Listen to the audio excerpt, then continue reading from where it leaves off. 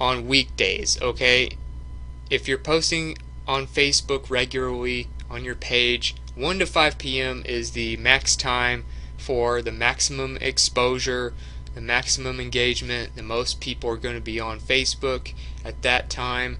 So 1 to 5 p.m. your local time, that's when you want to be posting on Facebook during the week. Number 2, target their interests with ads, and you can obviously target things like celebrities they might be interested in or fans of, and things like that, or TV shows, but that stuff doesn't matter. You want people that are more likely going to be buyers if you're running a business. So there's 3 things that really can be targeted by niche, while usually having people have to make a buying decision to follow them. So in other words, tools, events, and magazines are things people have to buy to use. Okay, so if you're targeting people on Facebook for your advertising, let's say you're going to target people who are entrepreneurs. You're trying to sell something that helps people start a business or something. So when you're targeting people's interests, you can target something like Aweber, which is a tool. Aweber is an email marketing service, and the lowest cost plan that they have is like $19 a month or something like that. GetResponse, same thing. They're a competitor of Aweber. They're like $15 to $19 a month for the minimum. So people have to pay to use these things. People that are fans of these services most likely use them. Therefore, they pay money in the industry that you are targeting, which is good. Makes them more likely to buy what you're selling. Entrepreneur Magazine, that's a magazine that requires a subscription fee. So Entrepreneur Magazine is another great thing to target if you're targeting entrepreneurs. Now, if you're also targeting, say, let's say you're targeting people that are into comics or something, you could target an event like Comic-Con. People that are interested in Comic-Con, they pay to go to these big events where they get to see their favorite, superheroes and stuff like that. So target events that they can go to that they have to pay for, target tools that they have to pay for, and target magazines that they have to pay for. Those are things that can be very niche related, that only people in that niche would know about, which we'll talk about here in a second. And they have to pay for those things, so they have already shown that they're willing to spend money in your niche. Number 3, post images, Facebook videos, and quotes. In other words, the stuff that gets the most reach on Facebook pages are the things that keep people on Facebook. People who work for Facebook don't want people leaving Facebook. The whole point of them growing their site and competing with the big boys like Google, Amazon, is to keep people on their website as long as possible. So to do that, they have an algorithm that gives less reach to links and things that in YouTube videos and stuff like that, and they give more reach to images, Facebook uploaded videos, quotes, things like that. So if you go to a Facebook page, like let's say you go to the Entrepreneur Magazine Facebook page, and you'll look at some different types of posts that they've done. A lot of them are links, and you'll notice that the ones with links don't get very much engagement. 9 likes, 1 share on that one. This one looks like it did pretty good, but it's still a lot more rare to see a link do well on Facebook pages. See, that one only has 12 likes. As opposed to, say, a video. So this looks like a video that they actually uploaded to Entrepreneur, and as you can see, it has 204 engagements, 14 shares, all these comments. Another one they uploaded a video, and it got 143 engagements, 57 shares. It's got about 18 comments, looks like. So as you can see, when they upload a video on Facebook as opposed to just sending people to a link, they get about 10 times more engagement, if not more, on a Facebook page. So that is something you could really learn from and take into account when you're posting for your business on Facebook.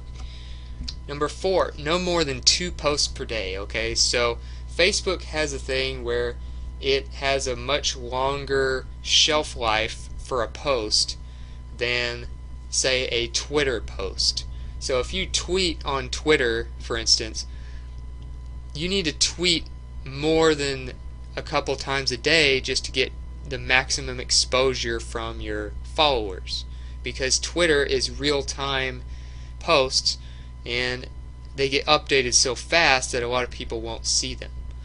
So you can get away with posting every hour or every other hour on Twitter, but on Facebook they have a long shelf life and they have a certain way of determining reach for these posts. So I wouldn't recommend you post more than 2 times per day, and this is a pretty common strategy by most social media marketing companies. They tell you not to post too much on Facebook, otherwise you'll look like a spammer and people will probably stop liking your page and leave. Number 5, you want to go very niche specific with your ads. So like I said earlier, you want to target things like magazines, events, and tools that they've used, but you want to go very niche specific. So for instance, if you're targeting someone who would want to buy fishing gear, if you're selling fishing poles and other fishing gear, you don't want people that are going to be reading outdoor magazines. So the reason for that is outdoor magazines pertain to people interested in camping, fishing, canoes, hiking, all kinds of stuff like that. So if you look at outdoor magazines and stuff, Outdoor Life, Outside Magazine, whatever, they are going to hit a bigger audience, but the audience is more broad, it's less specific. It's going to be a lower conversion rate for you to get sales. Whereas if you're selling fishing gear and you target people who like the Bassmaster magazine, if you look at the covers, every single picture has some guy catching fish. If you're selling fishing equipment, this is the kind of magazine your targeted customers would read. This is the kind of magazine you want to focus on because you know they're interested in fishing, and you can't just assume they're interested in fishing because they read an outdoor magazine when they might be interested in camping instead. So take that into account. Don't target things where they have multiple interests in one magazine, one event, or one tool. Focus on very niche specific ones. If you're selling one kind of product, target things that only people would know about in that one industry. Don't try to paint with too broad a brush. So you can ask yourself, what tools would my target audience know about that non-enthusiast wouldn't?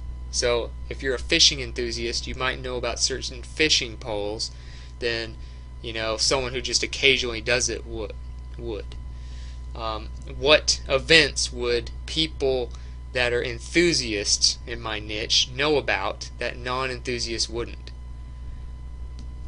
Okay, things like that can really go a long way in just getting more targeted, saving you money on ads, and getting a better ROI.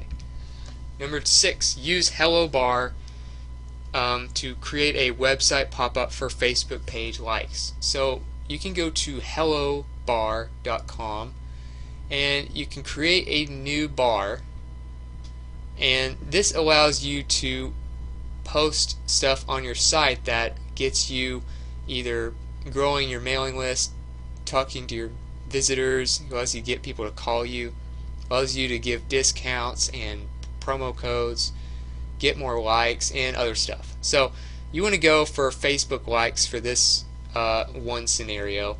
Like I said, hellobar.com. It's free to start using. All you need is a website and an account here. You can select this goal. You can tell them what you want to put. You can continue. You can go through the steps, and it creates a big pop-up that covers your entire screen with a like button for your page. So if people spend, say, 10 seconds on your site and they're reading your stuff, you might have a thing that pops up on Hello Bar that has it's a page takeover. So it looks something like this, okay? And then they like your button there. So something like that can really go a long way towards getting you more likes by leveraging your website. Like I said, it's hellobar.com, and you can go to the WordPress website and download the free plugin there. It's just called the Hello Bar plugin. Number 7, do Facebook cross promotions with other pages. So if you're on Facebook and your page is entrepreneurship or something like that related, you could do a cross promotion with maybe a smaller Facebook page that also does entrepreneurship. So you could go search for, say, Danny Johnson. I mean, that's a pretty big one, but you don't want to go for one that's super big because they probably won't even contact you back. But if you go for some other niche Facebook pages that are along the same amount of likes as you, all you do is you post something here that says, hey, go check out this page, I think you'd really love it, and then they do the same thing and link back to your page. So you promote each other's pages for a certain period of time, and then you take the post down, and it allows your fans to see the other page and their fans to see your page. Then you can kind of get more fans that way. It doesn't cost you anything in advertising, and it helps both of you. So that's another way to do it. Number 8, test every ad element possible. So if you're going to be doing Facebook ads, you need to be getting the best return on investment possible. You don't want to waste money on ads. Trust me, I've been there. I've wasted a lot of money on ads when I first started. I thought it would be easy, but you have to test everything. As a marketer, as a business owner, you have to know the numbers to get results. So test every possible element of every Facebook page ad, which means having alternative images, having alternative copy, having alternative headlines, having alternative audiences you're targeting. So you could do things like you could have the same ad for the audience that likes a certain magazine or the audience that likes a certain tool. And a better way to really break this down is if you go to digitalmarketer.com/perfect-facebook-ad, or just look up the quest for the perfect Facebook ad in Google. This will come up by Digital Marketer. And this is a great article that will tell you how to split test every element of your Facebook ads. So you can do things like audience, short copy, long copy, another type of copy. You can have 4 different images to test per ad. You test the different audiences. Say you have people that like a certain magazines, they like certain tools, people that like certain events, people that like certain celebrities in your niche, and you can even target things like the overall message, which is like, say for this example, they did double your business. In other words, it'll target people that are looking to get more results, or are you stuck? So that kind of targets a pain point. So it's 2 different messages, 4 different audiences. I mean, a lot of different types of copy and a lot of different images. So they target everything. They test everything. And they have over 100 variations of an ad that goes to the same sales funnel. So do this, go through this article on digitalmarketer.com, and it'll tell you all about how to split test on Facebook using your advertising. And it's called the Quest for the Perfect Facebook Ad. It'll really help you out. Number 9, install a Facebook pixel on your website. And to do that, all you have to do is when you go to create a new ad and you see this page, you go to Ads Manager up in the top left corner and you click Pixels. Okay, it's right there under Assets. Click Pixels, get a pixel, have a web developer embed it on your website for you, or you can do it yourself if you're pretty good with CSS and coding. It just kind of depends on what you want to do, but you put a pixel on there, and that way you can actually track people. You can track people that go to your website. You can learn more about the people you're attracting to, say, a blog. You can target those people using that as your audience for your ads. You can do all kinds of stuff and learn more about who you're attracting by connecting Facebook pixels to your site. I definitely recommend doing that to get better analytics. And last but not least, watch those analytics and use the 80-20 rule. So analytics are pretty much the most important thing in marketing. Everything else can be switched out. Say you can have different types of content. Maybe you're better at doing videos, maybe you're better at doing blog posts, maybe you're better at doing podcasting, maybe you're better at doing paid advertising, maybe you like social media.